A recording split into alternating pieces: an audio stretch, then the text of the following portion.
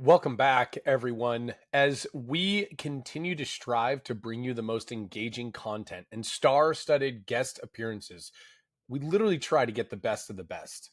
Today's episode is of no exception. Our guest today is Dusan Mandic, the greatest player in today's game, three-time gold medalist, one-time bronze. He gives us an unbelievably candid and emotional interview discussing his time at different clubs, as well as sharing his excitement to come to New York for the first time in his life and participate in the Pro Reco World Tour next week. This is maybe the most authentic and raw interview we have ever received. And you're not going to want to miss this as Dusan really dives deep into his journey as an athlete, start to finish. So without further ado, our interview with the great Dusan Mandic here on Water Polo Wednesday, exclusively just for you.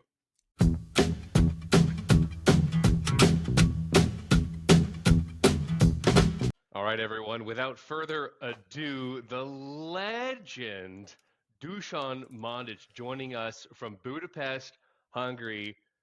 Manda, thank you so much for joining us today. Hello, guys. It's a pleasure to be here with you. It's amazing. It's amazing to have you. You're heading out here soon to be part of this asphalt green, kind of part of the Pro Reco World Tour. Ferencváros coming out to take them on. We're excited to see that game. But before we start talking about that stuff, I want to talk about you. I want to get to know you because I think the world really wants to know who Dusan Mandic is. So you're now playing for Ferencváros. You're highly, highly decorated. You have 3 gold medals. You're joining the Hungarian group that had 3 gold medals, okay, in a row here. You've been unbelievably successful. But if we go way back in your history, in your past, you were born in Montenegro. Now, your parents obviously are Serbian, but born in former Yugoslavia and chose to play for Serbia. I think that's a decision that a lot of people don't know you had to make or how hard it was. Talk to us about what that was like as a kid. It's a very close region. Everybody knows each other, right? Yeah. So I'd just be curious what that was like for you. So I'm gonna tell you, this is a true story, very interesting story, and it's a part to answering your question. So, we in Montenegro back then in Primorac, and we were always fascinated by club Partizan from Belgrade, about how successful they are, how the tradition, the work they do, the commitment to water polo and everything. So every time and almost every year at the summer period, the Partizan, some younger team would come and we would train with them. And really, I remember I always felt like how these guys are good. Like what are they doing that like I could do? I always wanted to see what it is, because every summer there was a few young certain players that like I was like, wow, how they play, how good they are. So then I begged my mom, like, Mom, can we please go? I would like to go to Belgrade. I would like to go there, like introduce myself. And so we booked a hotel for 3 nights. I had this one friend who was coming every summer, and I told him like I will do this, but without speaking to any coach, to anybody from the like, just with him. And so we booked one hotel near to the pool, the closest one that was. And like I came onto the pool and I was like waiting when was the practice, and I said, hello, my name is Dusan Mandic, I'm from Primorac Kotor, I'm 14 or 14 years old. I'm here for 3 days. It would be my honor. I would really love to train with you. If you allow me this possibility, it would be amazing for me. Like, and he said, okay, let's do it. Come with us. And so I trained with this younger team of Partizan. We swim so much. I couldn't swim. I was such a lousy swimmer, like such a bad swimmer. I couldn't swim. They were the boys who were like 2 years younger than me. They were swimming much faster than me, and like I was fighting for my breath, really. And the point of this, I was hoping that they could see me, and that at the end of this they could maybe tell me something. Okay, we liked, and so they were interested in me, but not so much. They told me, okay, we can put you into this sport gymnasium school, and like that's it. Like we cannot pay you rent for the apartment or the food or anything else. Like we can do, and we were not at that time. We were not simply in the position to. We didn't have money to me to go there, and I didn't want. When I saw that they didn't show that much interest, then I said, okay, I go back. It was nice experience, and everything was good. And then there was one tournament. It was like unofficial world championships for the youngs in Obrenovac, small town next to Belgrade. And I played for there. My last competition with Montenegro, I played very well. I remember, and we beat Serbia. And after that was like 1 year after, and I got taller, like really in 1 year I got 15 centimeters and 50 kilograms. And then I did like in 2 years 30 centimeters, 30 kilograms, and that's it. And so after that, then the real call happened. Like they called me, okay, we will give you an apartment, we will give you the food, we will put you into this gymnasium, and you will train with the second team of Partizan, and the rest is up to you. Like if you become better, you will come closer to the first team. Like this is and so it happened, and then the pressure started from the Montenegro, from Kotor. Then they say, okay, stay, don't go. We will, because also at that period, 2009, Primorac won Champions League. First time only one time in history, and great success. And also the second year, Azevedo was also in that team. Tony Azevedo, yeah. And so then okay, they had a good team also, and I played for the second team of Primorac, and I had good. Really, we played the Euro Cup, and we had really nice games and stuff. But okay, I don't know how much time we have. This is like now platform. The things are my memory is refreshing. It just things are like adding up, and I don't want to go too far. So, then I decided to play for Serbia.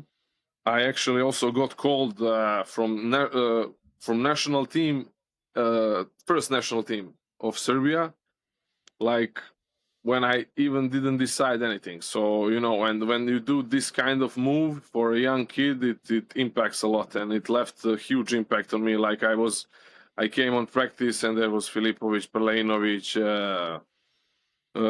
Vanja Udovicic, and everybody. I mean, for me, it was wow. What is this? Legends.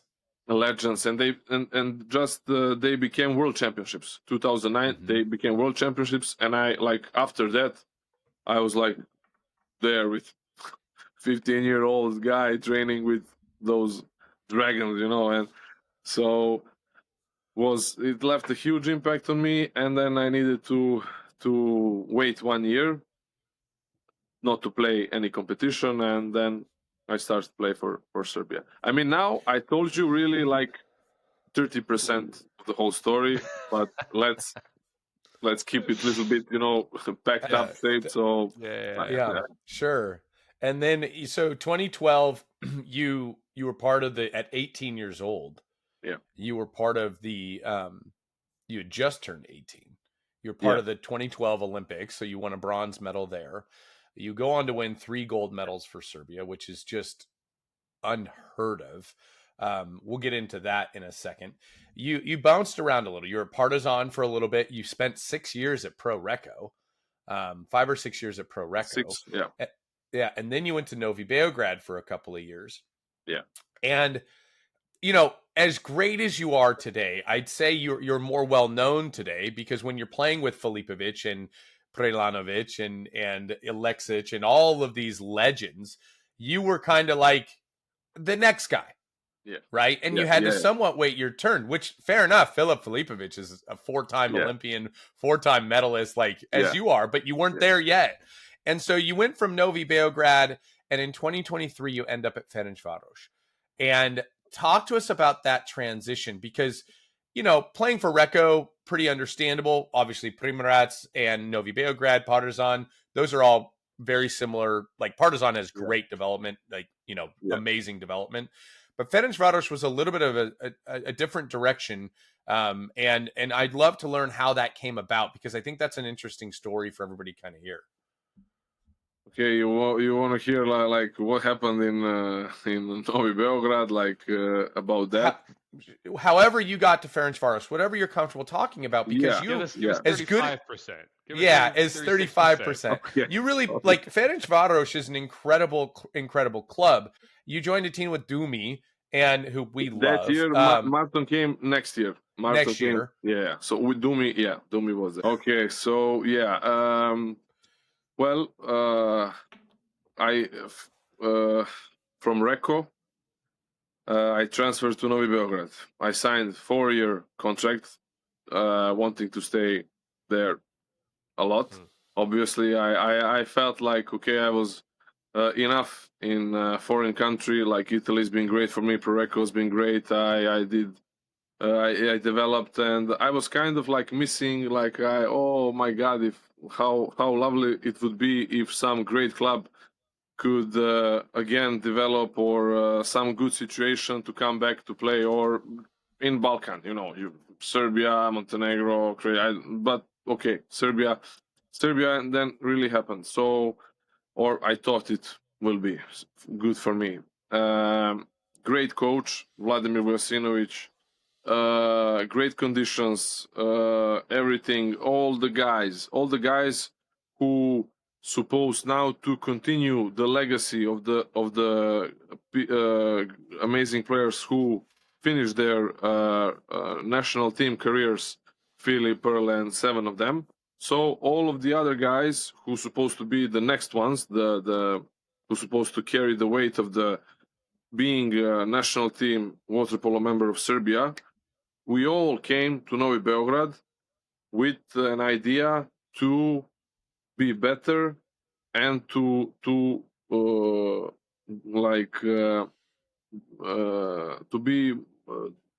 get used to playing more with each other. Like if we are all here together, I was thinking, like in the national team, for sure we are going to be also better, and for sure it will be much more easier also to continue the national team successes and everything. And so the great team came, all the players, and also the club managed to be host of the final 8 of EuroLeague for the next 2 years.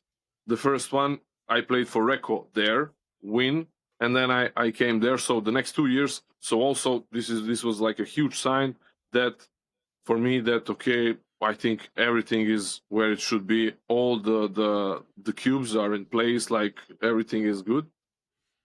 But unfortunately, it wasn't, and we only had peace there for 3 or 4 months, really. And then the management of the club decided to change the coach, and then the other coach came for 1 month and a half, Dejan Jovovic, and then they decided to change also him, and they bring Igor Milanovic. And then that year we started to play good, but it was really stressful, and it was everything what I hoped it won't happen. It happened, like in that year, and I was under. I don't know. I didn't like it. Like, we enjoyed these 3 months with Igor Milanovic. We played amazingly. We arrived into the final of Champions League. We won Serbian championships. We won Adriatic League, and we arrived in the final of the Champions League with Recco. And it was one of those games when we played, and I think 30% better. We were leading 3 or 4 goals the whole game, but then at the end, they tied up at the end, and we go to penalties and we lose. And simply one of those games in sports that it happens. And but still, I think that we did good for the first year, and then it happened what happened. I got kicked out of the team for no reason. I was forbidden. They told me like I cannot even train with the team for no reason. And so a lot of unbelievable stuff, stressful stuff happened, and that happened all in the moment when we got our son was 6 months old. So in the house was pretty stressful and crazy, and with all this stress coming from outside, I just was like fighting to keep that outside of my family door when I enter, like to keep this outside, but it was very hard, very, very hard. And so I found myself in an unbelievable position, being at that moment like I became 2-time Olympic champion, winning Champions League with Reco, being the MVP player, being there, and then after 1 year, I got kicked out, like for no reason. Like it's hard to understand this, like for no particular reason, in a way that I did something, that I had some a misunderstanding with coach or with anybody in the club. That didn't happen. What happened was that we lost the semifinal of the Adriatic League. We didn't achieve the goal. Like we were aiming to win the Adriatic League. We didn't arrive in the final. And after that, this happened out of the blue, completely. Like I was trying to figure it out. Okay, I was never in this position. What to do? Okay, and now skipping a lot of stuff that happened.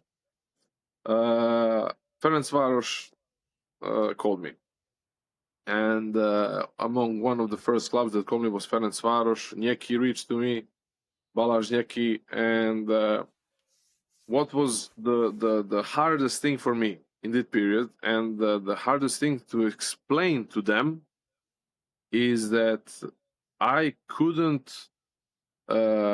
Unfortunately, the sport law is not so clear, so that if there is misunderstanding, or okay, they don't want me, like I'm free to go. No, in Serbia it's not like this.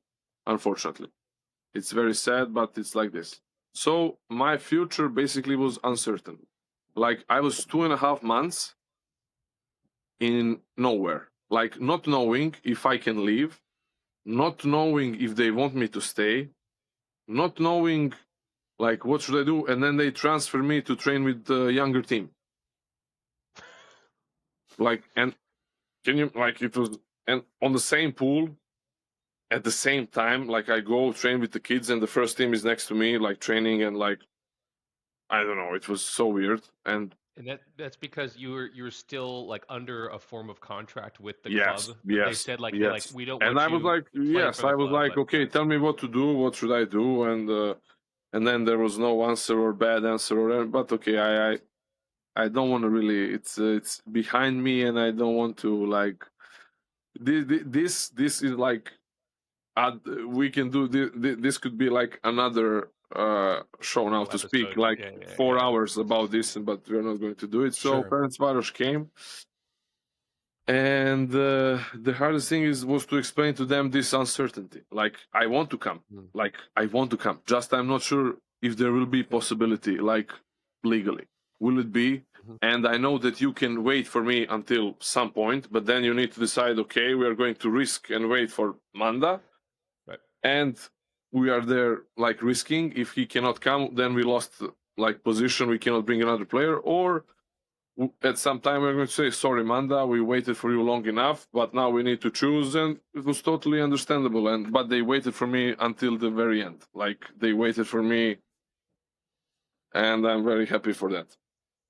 So, and I was the happiest man on earth when this happened. Like when I was like a free man, and they did everything they needed to do for me, and they did it very quickly, and so I became, and then I decided for the first time in my life to skip the World Championship in Fukuoka, because I simply couldn't commit myself to be 100% for the national team. I needed time to reset myself, to like let this all go, forget about it, and finally relax and rest because it was very stressful.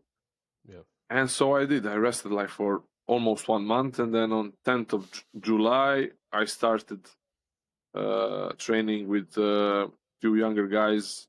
Meanwhile, the all national team, they were in Fukuoka, and you know.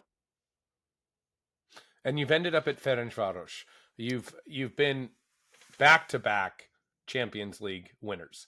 You've made, not that Ferencváros wasn't great before, but I'm not going to sugarcoat this. You're the best player in the world. So you kind of give them this edge of like, hey, we need a goal. We need somebody to post up. Dusan, you do everything. And it's we'll get into that in a second, but it's one of the most fascinating games I've ever seen. What do you attribute kind of your growth? I mean, obviously you're 6'8". You're 110 kilograms probably. There's some genetic anomalies here that neither Clay nor I nor most people in the world will ever experience. But no matter how talented you are, it requires a work ethic and a passion to develop your craft. Where did that come from? Like, where did that desire to swim 2-2, to post up, to take on everyone, and just like you play with this sense of joy? Where does that come from? It comes from the love of the sport, and I think first of all, and then from my personal character, from what I am and what I'm proving to myself and to the others every day, because this is how I am. If I'm committed to this 100%, and I want to do it all the time 100%, and every time if I have a challenge in front of myself, I'm going to do everything that I can do to win this challenge, to make you suffer, to like to you will remember me. You will remember me. Like it's part of And like we all like remember you. Yes. you will feel, and you everything, always fair play. I'm very fair play. I never punch, never do any like, but I respond if treated differently, Of course. but how can I say, like, this is where this came from, like how I was raised, what I learned also in Partizan, these 5 years in Partizan that I was growing there, also with the national team of Serbia, with all the guys. I consider myself part of that generation, to be honest, because I was with them 10 years, more than from 2012, well, almost 10 years. And I don't think I'm going to play 9 more years with the other generation. So that's and fair. I learned a lot from them, from the system that was in Serbia national team, and like, and simply enjoying, developing, upgrading, trying to learn new things, learning from. I was really blessed that I had this opportunity to work with the best possible coaches, I think, and to play with the best players in the world. Like, there are really very few amazing players that I haven't played with, like in the team. So this is also one of the things that I would like to mention and to say. And I was like a sponge, absorbing everything from everybody. Yeah. Was it more your mom or your dad, you think, that instilled this kind of work ethic of I need to be the best? Or was it just being around all the players and coaches at Partizan as a kid? This second, what you said, being around everything, and being committed to myself, because also this decision that I did when I was 15 years old to play for Serbia, and the decision to go to Partizan, this was my decision. They let me decide this. They didn't decide for me. They didn't push it on you. No, they didn't push. They wanted for me also. My father was pushing me to start water polo, because I trained 5 different sports between water polo, and I was like, when the father wants something too much, and you at that age, you are like just the opposite. No. Yeah. But in the end, okay, I did it, and he was right about that, obviously. Yeah. And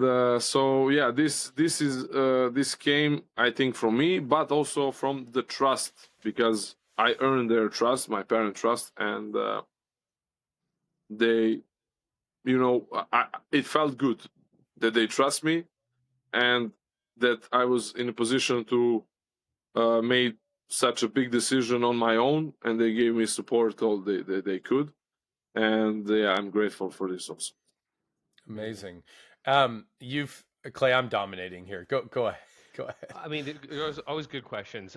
Things that are coming to top of mind is like you mentioned, there's all pieces to it. Like we have physical anomalies here in the States that, they have the build, the size, the length, the strength, the speed, but maybe there's like a little bit of a lack of discipline or a little bit of like kind of drive. And then you see a smaller player who are just absolute engines, crazy work ethic, very disciplined, and they play up to that level. And then we look at these bigger guys and be like, man, if only this person had that kind of character and work ethic.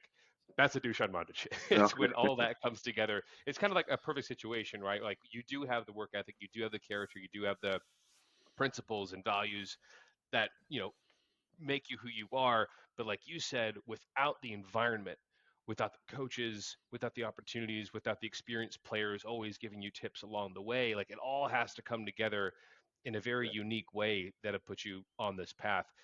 When you said that there was a clear difference between the club that you were playing for growing up and then when Partizan would come over in the summer, you're like, what are these guys doing? What are they eating? What's in the water? Uh, when you actually got the opportunity to train at Partizan, would you be able to share perhaps some of those differences in what training was like beyond swimming your face off? Okay, now, okay, I will. But just now, one thing that I didn't mention, I think Yeah. it needs to be mentioned for sure. So when I came when I got this call like to come, now it's a serious offer. I came again to Belgrade, and I arrived on the pool, and there was Igor Milanovic coach, and there was Partizan first team there, all of them.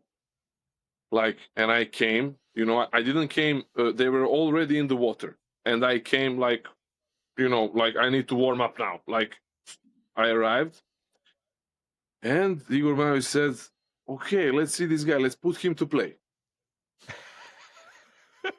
And I'm like super excited, terrified at the same time, but super excited. Yeah. So, like, warm yourself quickly, like, and I'm like, okay, I'm warmed up, well, we are done. Okay, let's jump into the pool. I jump into the pool, the two teams we divided, and I play, and I scored one goal, and then I had one block, and I got my finger broken. Of course. And I didn't say anything. I continued to play. I scored one more goal. I was then okay. You are good. Everything is good. You are you are here. Okay. The training, and I didn't say anything during, like, they didn't, like, after the training. Then I went to the doctor, and then I saw it was a dislocation. It was like not completely broken, but like a little bit rupture and dislocated. And I was like, but this is the proof of determination. I said, okay, this is now or never. This is, you must now. There is no it's or you go back to Montenegro, Right. and you continue in some other direction your whole life. Yeah. So Great you share. asked me to share. You asked me to share about Partizan and. Right, Clay. Yeah, I think what I'm getting at mainly is I think we're doing this podcast for the love of the sport, for the growth of the sport, Yeah. and we want like the sport to grow as a whole. There are many factors of that. There's the media aspect that we're doing here, but then there's also just like the level of play and development and like coaching just being so invaluable to there being better water polo wherever you are. So like if there are coaches listening to this, maybe they're having an ear out for how did these players get so good, or what do they attribute towards their success, especially development at an earlier age. So from what you were doing before, like what would you say, I guess, changed, like training wise or like cadence wise? How much swimming versus shooting? Was it more like individual skill work and stuff like that? Well, it was. the in Partizan, what they taught me, I think, were the fundamentals. Because I remember, this is like this is going to stay forever. I remember this. Like, it doesn't matter how good your shoot is or how good attacker you are, if you cannot play the defense, if you are not, if coach cannot trust in you, if coach has some doubt in you, like if he's shaking when you are in defense, you are not going to be in the team. It doesn't matter. So what I've learned in Partizan was fundamentals and techniques, slides, how to block, how to be strong, the position of the legs, and man down, the movements in man down position, -4, -3, being the center defender. Like, you needed to know everything, so that the team and the coach can believe in you. And this was the most important thing. Okay, the hard work, conditioning, training, swimming. I was really in a machine for 3 years. Like, because my day, how was my day? I go in the morning practice.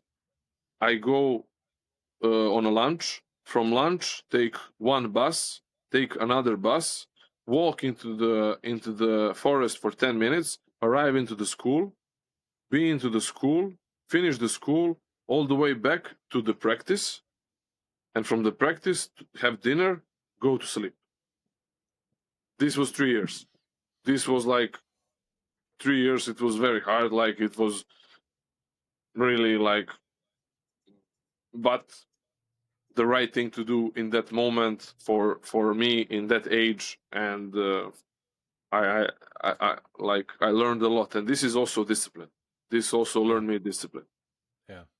Yeah, that double day practice is tough, and having to structure your day, and you basically eat, breathe, and think about water polo all day. Yeah. But it does create, it separates, hey, who's going to make it and who's not, because if you can't handle it, you're never going to be able to handle playing for a club like Ferencváros, right? It's that hard work early on. So now you are at Ferencváros. Can I ask you, who were your idols growing up? Was it Dumi? Was it Philip? There's some amazing lefties ahead of you. I mean, anybody from Gergely Kish, and Tibor Benedict and Norbert Madarash. He was one of them at one point. Vladimir Vujasinovic, Igor Milanovic, and then also when I joined, Filip Filipovic, Andrija Prlainovic. Those, let's say, more than the others, let's say. But also what I mean, I learned. You continue to learn. I think that's what I'm taking from this is you've been a student of the game and you never stop learning. And I imagine playing for Balázs Nyeki, who's a great coach.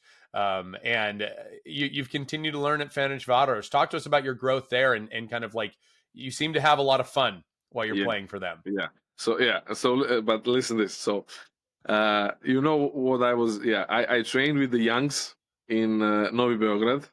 Yeah. And then I was free, and then I came to Ferencváros, and then again I'm with the youngs, because of the first team, because the first team is out, and I was with this coach, this second coach Balu, and there was this coach Levi, who is also he is the coach of the younger guys. He is a very tough coach, like hard-working tough coach. And so I then I again with the youngs, and then I had these 4 weeks, like 9 practices in a row, and then 2.5 days off. And then like Monday 2, Tuesday 2, Wednesday 2, Thursday 2, Friday 1, and then I'm 2.5, this like one month like this. And then like he said one time, like, okay, let's play Victoria. I don't know, is the same called in English, one goal. And let's say 3-on-3 on the one goal we play. Let's say, and you can only score off a dry pass. It has to be a dry pass. Yes, but no other rules. But he said like 2 passes, 2 dry passes, great. like 2 dry passes, and okay, and so he puts me with the 2 the youngest players, the less skillful, let's say like this. And he said the last team, because we had first place, second place, third. It was 6 teams. He said the last place needs to swim, and guess who was the last one? You I were was the last definitely one. the last one. This And then- was my experience. My first day in Hungary, we played Victoria as well, and I just got beat. I mean, Yeah. I wasn't 6'8", but it was. I remember it so vividly. I'm sorry. Keep going. Yeah, no. And then I was, and I needed to be, so I was like, oh, is this real? Is but I kept everything in myself, one thing, because when Ferencváros came, I changed. For sure I changed, and something happened within me that I wanted to show everybody, like, who am I and how it's going to be, and like I had in my head that the game against Novi is going to happen sooner or later. And I knew, and I was waiting for it the whole season. And the Ferencváros as a club, from the president, I said this many times, but it really, I need to say it again. From the president, the coach, the manager, the PR, the secretary, the waiters in the restaurant, everybody. It's really one symbiosis. I don't know, like it's the club that works as it's supposed to be. I never felt the club that works like this, and that so the people they want to let you know that they are happy that you are here, and immediately I want to do the same for them. I want to show them that okay, I'm very happy to be here, and I want you to be happy for me that I'm here and that I train here and I started to enjoy water polo a lot here. And the last 2 years have been incredible, like amazing. So I wish I want that our team, that we continue in the same way. It's not going to be easy, of course, but never was easy anything. So never is easy. never is easy. And you've won back-to-back Champions League. You've owned the Hungarian league. And now you're heading out here to New York to play at Asphalt Green. You'll be taking on Pro Reco. You'll also get the chance to play against Princeton the day before. Talk to us about that. Are you excited about it? What are you looking forward to? Have you been to New York before? Okay. I wasn't in New York before, so this is going to be first time in New York. I am very excited. I'm very excited.